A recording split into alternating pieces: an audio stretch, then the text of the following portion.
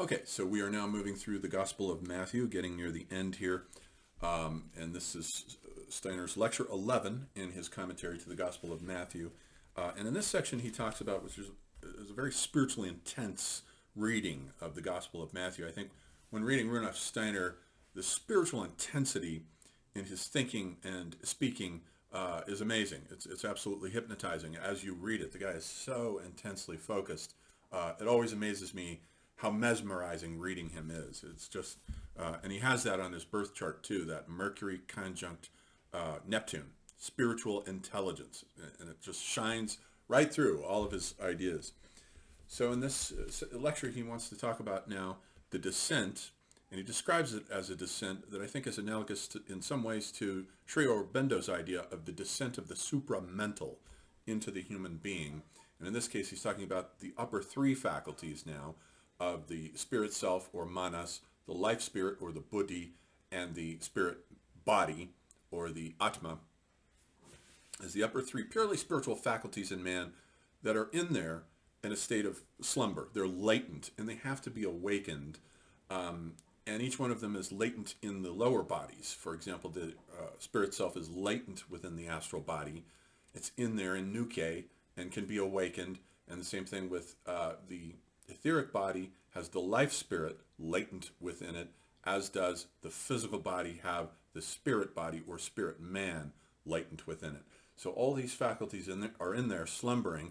Gradually, humanity as a whole will move to stages, to future stages in which the sixth post-Atlantean civilization, the one that is to come after us, our task was to develop the consciousness soul, which has to do with the freedom of the will, whereas the Greco-Roman task had been to develop the intellects, the mental consciousness structure, to use Gebser's term, and our task, the consciousness soul. The task of the sixth epoch will be then to develop in humanity as a norm, as a kind of default mode of consciousness that you simply take for granted, the spirit self, the manas. And then the seventh post-Atlantean civilization will awaken the life spirit, and finally the eighth post-Atlantean civilization then will awaken the spirit man or spirit body. So we're undergoing through history a process of the transubstantiation of humanity through the streaming of macrocosmic spiritual energies into us to unite us together into a single mystical body of Christ, or like Chardin's new sphere that enwraps the planet as a spiritual community that is no longer based upon kinship and is no longer based upon descent by blood. And this is Steiner's main point about the Christ event. With Christ coming in now, and here he focuses on the passage in Matthew 16 of Peter's avowal. Coming in now, we have something truly new. This isn't just another random Hebrew prophet, like previous prophets have been Elijah and John the Baptist and so forth. There's a whole bunch of them. This one's different because the emphasis is on creating a community that undoes all the Hebrew traditions of being one of us. You have to have the blood of a Jewish mother within you to be one of us. And Christ is coming along and undoing these bonds and saying, no, it doesn't work that way anymore. Now we're moving to a new phase in which the human ego is spiritualized by exposing it to macrocosmic energies that resonate with others, and begins to create a mystical communion, a community now that is planetary in scale. And here, the passage in question is when it says, now when Jesus came into the district of Caesarea Philippi, he asked his disciples, who do men say that the Son of Man is?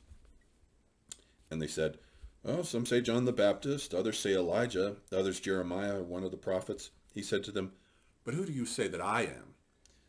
Simon Peter replied, you are the Christ, the Son of the living God. And Jesus answered him, blessed are you, Simon Bar-Jonah, for flesh and blood has not revealed this to you, but my Father who is in heaven. And I tell you, you are Peter, and on this rock I will build my church, and the powers of death shall not prevail against it. I will give you the keys to the kingdom of heaven, and whatever you bind on earth shall be bound in heaven, and whatever you loose on earth shall be loosed in heaven. Then he strictly charged the disciples to tell no one that he was the Christ. And so Steiner says here, and this passage is different from the equivalent passage in Mark, which doesn't have the second phrase, Son of the living God. In Mark, Peter just says, well, you're the Christ. And he says, don't tell anyone about this. Here he says, you are the Christ, the Son of the living God, which Steiner says is a different thing now from this idea of a Son of Man. The Son of Man are these previous prophets who have awakened the spirit self. The Son of the living God now is the recognition in Peter of an awakening of the next phase, the life spirit, which comes out of the etheric body, and these upper faculties descend down into the consciousness soul. The consciousness soul is the highest of the three faculties of the soul, or as we saw before, the sentient soul is the lowest of the three faculties of the soul, since it's still involved with the physical senses in the body. The intellect is the middle, and the consciousness soul, which has to do with freedom of the will, is the highest and ready to receive the pure layers of these three layers of spiritual energy that come down, first starting with the spirit self, the manas. Then now Peter has awakened here to the life spirit in the recognition of Christ as the Son of the living God. And then he says he will give him the keys, and this is the rock. This awakening within Peter of this hitherto latent spiritual consciousness is the rock now, upon which the church will be founded, or at least this community now that has nothing to do with kinship or ethnicity or blood ties, but is a religion of credo. All you do is say, I believe, and you can become a Christian, and the spiritual energies will flow through you. And so he says, whatever you bind on earth shall be bound in heaven. And that's what he means by this binding, is creating whatever you bind will be the creation of a spiritual community based upon the recognition of the ego in each unique individual, recognizing the spiritual and moral character in each other individual as a part of this community that Peter is weaving together here. So then he focuses on this scene. So he's talking about, he gets into this discussion about mutation and the idea of an Ursprung, a sudden leap that Christ represents. He says, in a way, what Christ is announcing is a mutation here. It's a mutation of consciousness. It's a leap that takes place in a gap. And he says, if you wanted to imagine it, the past has a way of curling inward on itself into a spiral that meets another spiral in the middle where there's a gap that then uncurls into the future. And out of that gap is the mutation that Christ is bringing about, this mutation of consciousness. It looks something like that. The swirl in the center there where the two spirals meet, and one is the past curling inward on itself and dying away. Then it gives birth to the new, just like a plant coming into being dies and then gives birth to another plant, and the cycle resumes. There's always a gap. There's always a leap. And this is true in evolution. There's always a leap. When you're looking at, let's say, the first amphibian that comes into being, there's a leap. Even though we have landfish, and we still today have landfish that have lungs and they climb out of the water. I've seen them. They have long, sort of eel-like bodies, and they just have a pair of front flapper fins, and they sort of wiggle about on land. So you have this creature, which must have been the type of creature that laid a batch of eggs that in one generation out of which hatched the first true amphibians, which involve a complete restructuring of the morphology of the animal, because now it has to resist gravity.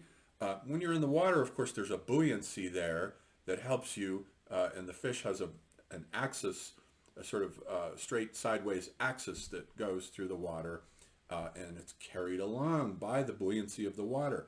Not so for the amphibian. Now the amphibian out of the water has to deal with a much stronger gravitational pressure, and so the legs have to come out, push up, and then pull this way, sideways. So the legs spring out. Front legs, back legs spring out so that the carapace of the organism can be lifted up off the ground and then walk. That has to happen in a single generation. That's an Ursprung. That's a leap in evolution. Evolution knows what it's doing. It's not stupid, and it's not, like Darwin said, random blind mutations. That's the view of evolution of a materialist. That's not the way evolution works. It's saturated with intelligence. So he starts talking about Christ then entering into the city on the back of a donkey and its foal. The foal is the young donkey. So we have a mother donkey and the foal in Matthew 21. He says, go get into the village opposite you. You'll find an ass tied and a colt with her. A colt is a foal, same thing, a young donkey. Untie them and bring them to me. And he gets on them. on one of them. So Steiner says here again too is the representation of this gap with this spiral curl in which the donkey, the full-grown one, represents the past, and the new-grown one represents the mutation into the new. So it is the same image, and he says this is basically the image of Cancer. If you look at the zodiacal sign of Cancer, it has a pair of claws that are going in opposite directions, which form a spiral. And during the sun's journey through the 7 signs of the zodiac on a daily basis, Cancer is the apogee. So Cancer becomes the apogee, where you have 3 signs before it: Aries, Taurus, Gemini, Cancer, and then 3 signs that come after it. And so it's at the apogee, and it has that image of the 2 interlocking spirals that form a vortex where there's a point of Ursprung, like the title of Gene Gebser's book, Ursprung und Gegenwart. This is a transformation of consciousness. So it isn't the case, as the typical texts say, that Christ is just going into the city on the back of a donkey in all humility. Maybe, but the first thing he does is get off the donkey and aggressively attack the money changers and overturn their tables in the temple. Not a whole lot of humility there. So there's a symbolism in here, and Steiner's very adept at getting into the depths of the symbols.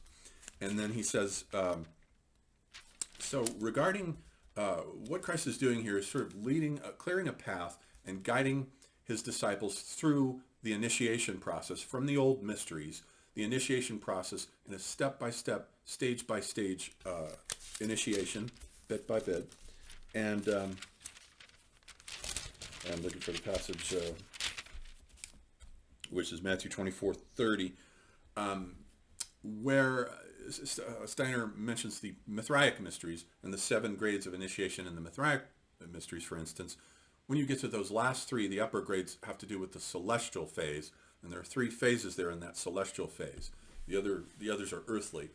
And the celestial phase is called the Persian. You are named the Persian, but Steiner says this is also equivalent to an angel, because at this point the Persian has become the angel of his ethnicity, of his people.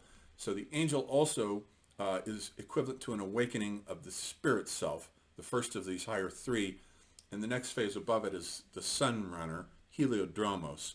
So you have the sun runner because the cosmic energies of the sun are streaming into you now and awakening the life spirit. The etheric body is being stirred up to awaken the life spirit. And it's also Son, S-O-N, the Son of the Father. And the Father is, of course, the top stage, which represents the spirit body, according to Steiner, descending down to all 3 of these into the consciousness cell and awakening through a process of initiation that is now made totally public. It's not really a mystery because it's being unveiled and awakened to the public. And so Christ is saying, but of that day and hour no one knows, not even the angels of heaven. So there we have the spirit self, nor the Son, there we have the life spirit, but the Father only, and there we have the spirit body. So these energies are being awakened as Christ goes into the city and warns them of false prophets who will come and try to pretend that they are Christ's, and they're not. They won't be. This is a one-time only event, and it is happening live right now. So that's Steiner's lecture number 11 here. We've got one more to go.